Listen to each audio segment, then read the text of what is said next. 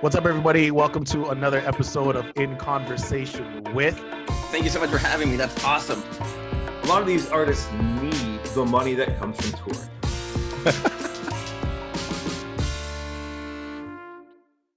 What's up, everybody? Welcome to another episode of In Conversation with. I am your host, Andre Williamson, and today we are joined by one of my good friends, super director, photographer, Yogi, or Yogi, sailboat instructor. Maybe we'll get into all of that today, but one of my good friends, Matt Manhire. How's it going today, man? How you doing? I'm doing great, man. Thanks for having me. I'm excited to sit down and chat with you for a bit.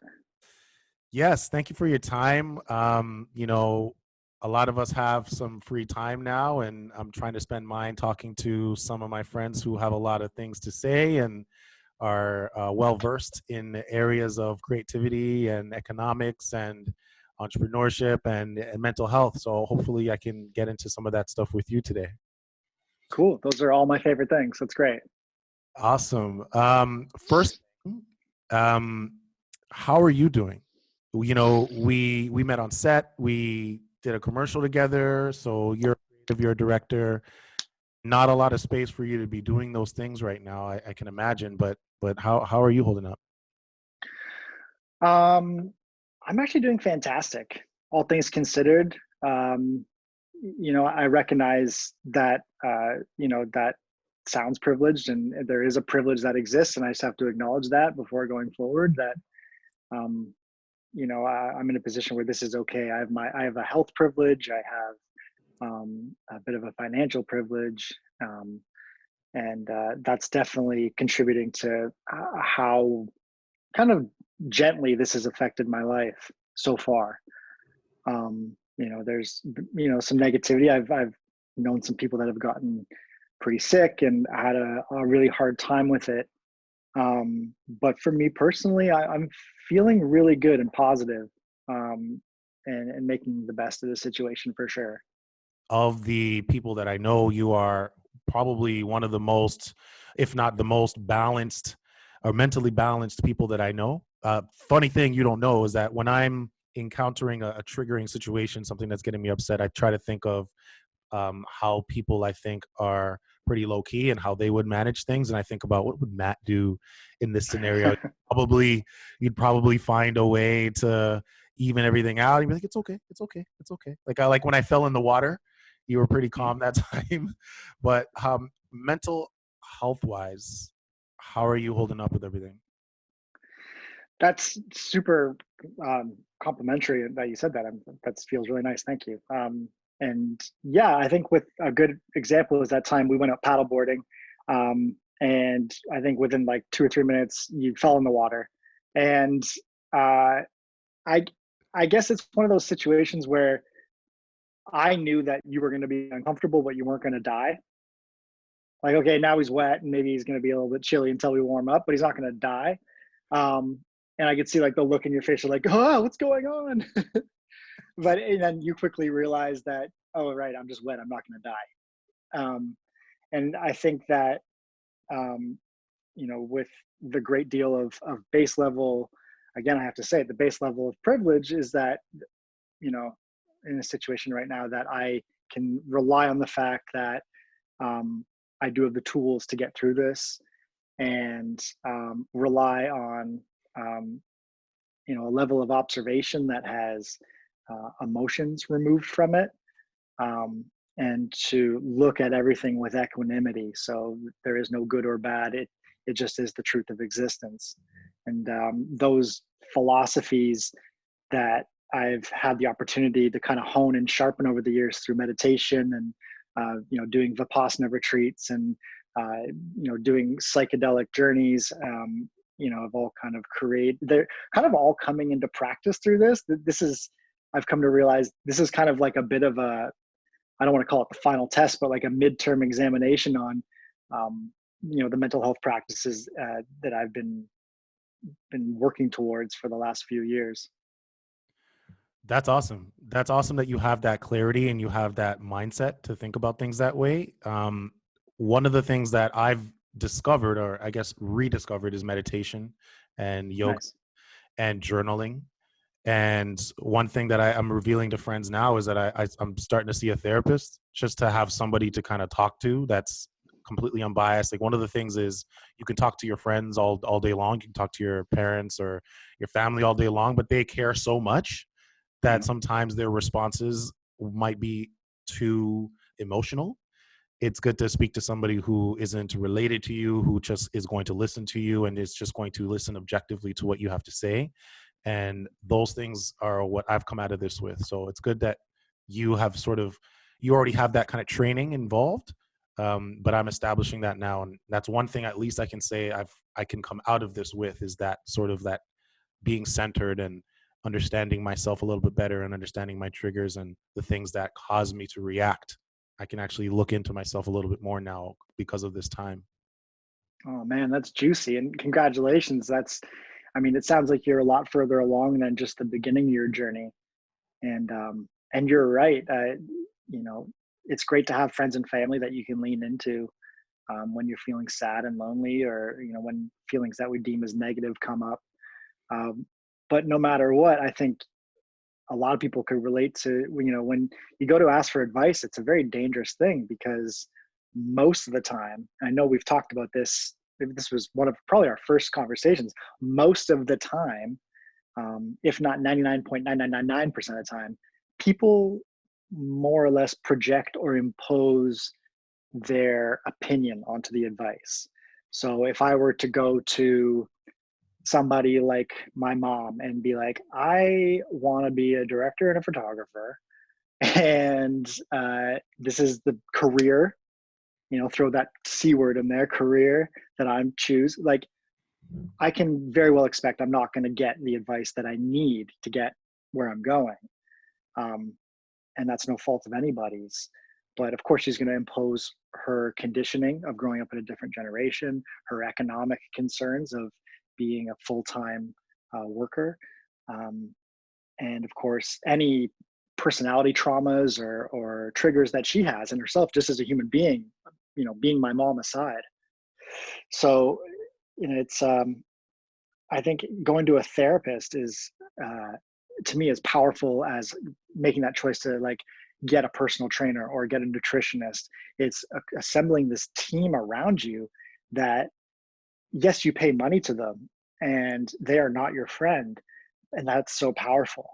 You're hiring somebody to outsource your mental health, and consult with you in a way that is all about you. Because the end result is you're trying to build yourself up and be something bigger than you are in that moment. And the only way to do that is with the help of other people. And more importantly, if you really want to break through, then hiring professionals. Absolutely. And there's a strength in that. There's a vulnerability in that. And not everybody is there yet. Like 5 years ago, I could never have this conversation. 2 years ago, I couldn't have this conversation, right? And being able to speak to somebody else about it. And that was one of the things my therapist said. I thanked her. I said, I want to thank you for your time and all of these things. And she was like, I want to thank you for having the bravery and having the courage to even to have this conversation. So I want you to talk on two things for me. As a director, as a creative, what do you think this pandemic is going to do to creativity, and what difficulties or what new tools do you need to learn as a creative in order to continue to be creative during this time? For me, the whole purpose and the whole reward and challenge of creativity and being a creative person is the highs and lows that it comes with as a human. If you are seeking a creative and adventurous lifestyle, or and adventurous can mean many things, by the way, but if you're seeking a creative lifestyle, chances are you are the type of person that experiences high highs and low lows, because you are absorbing everything. And this pandemic is, an ingredient in that. Certain presidents being voted in are ingredients into that. And the creativity that spawned from that alone is incredible. So I don't think that this will affect creativity, but I think it will affect the distribution of that creativity. Right now, I think that any given time you go on Instagram, how many times does that little notification pop up about somebody on your list going live?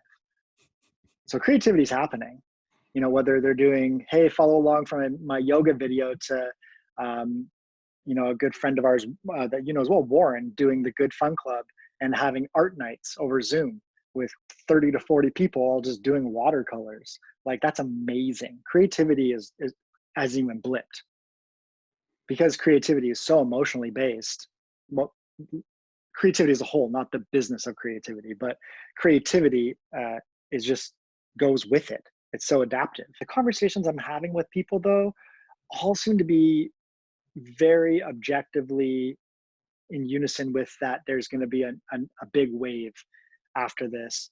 And I think for Canadian-based artists and creatives more so, because a lot of our creativity, this goes back to the distribution, is outsourced to the States. So let's say a Toronto commercial, they'll bring in an American director because there's a certain amount of prestige that comes with that. When we have an excellent source, a talent pool here in Canada.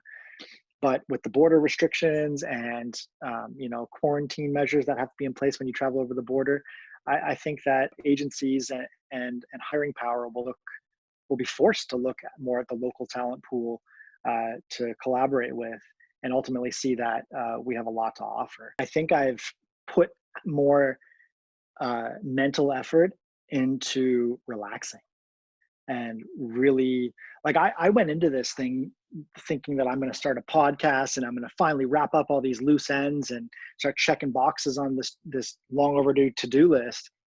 But the fact of the matter is, my makeup is that I only do what I ultimately want to do, for better or worse. So, pretty much 0% of that to-do list from 8 weeks ago has been checked off.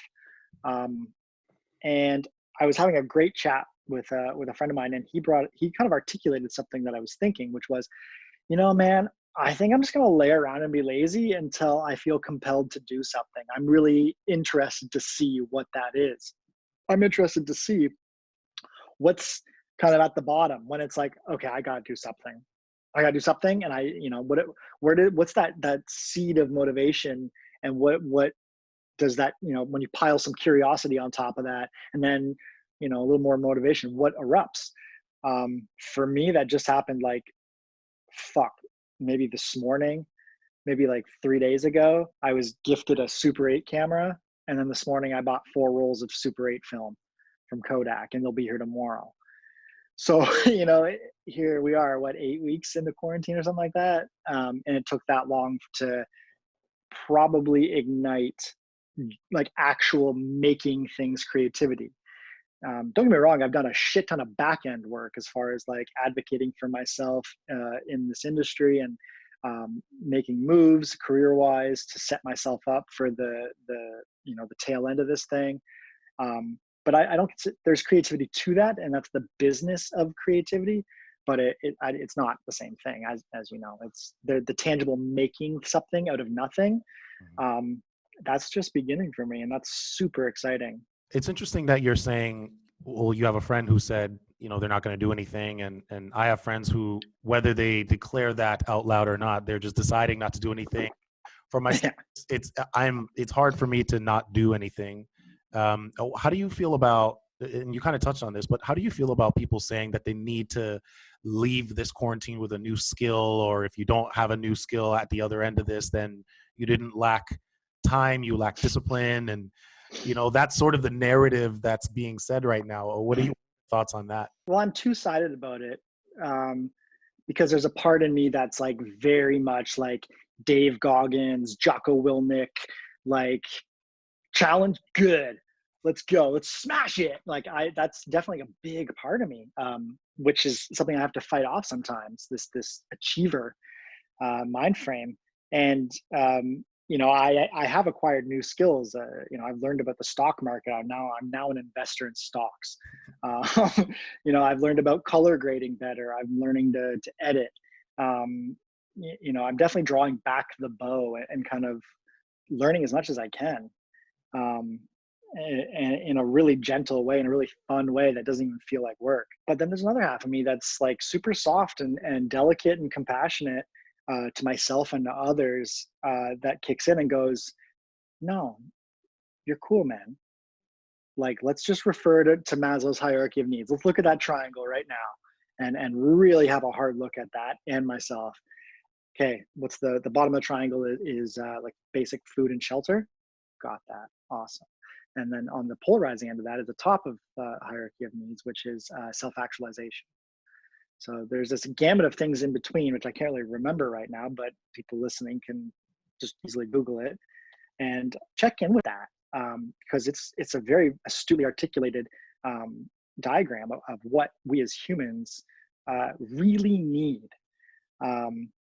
So I think that being critical of people that don't emerge from this with a new skill goes back to that P word again. It goes to privilege. Like, we are in a privileged place to have a good Wi-Fi connection and to have that health and to have been through an education system that was properly funded, that gave us basic reading and writing skills, and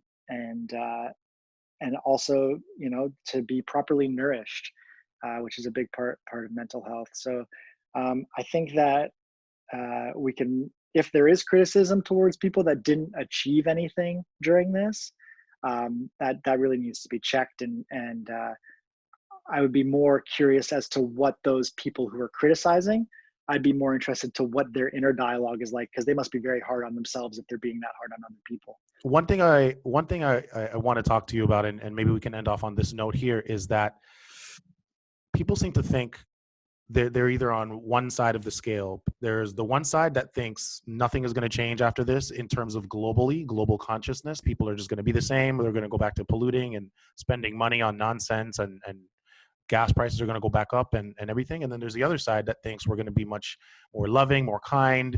We're going to be much more nurturing. We're going to appreciate time more. We're going to appreciate connection with friends and family. I'm on that side. I think we will be more forgiving of ourselves, more kind to other people. I don't necessarily agree that we're not going to spend any money. I think people are going to try to spend money and things of that nature. But I want to get your take on this. What do you think the world is going to look like at the other end of this quarantine? I think there's a lot of people that found a lot of comfort in the way things were, because it is very insulating. The capability to buy things to make yourself feel better temporarily, the potential to eat bad food at any moment you want for really super cheap. The ease in which you could perpetuate that lifestyle was just handed to us. Consumerism is the easiest thing to engage with, because it's just so aggressively thrown in our faces, and we have to actively make choices to not, to participate now but not later, and when we're going to do that. But I think for me personally, I know I'm going to erupt from this with definitely a marginal amount of different perception, the way I see people and see things, and the way that I act day to day. I'm not quite sure what that looks like yet, but I definitely hope that people who struggle with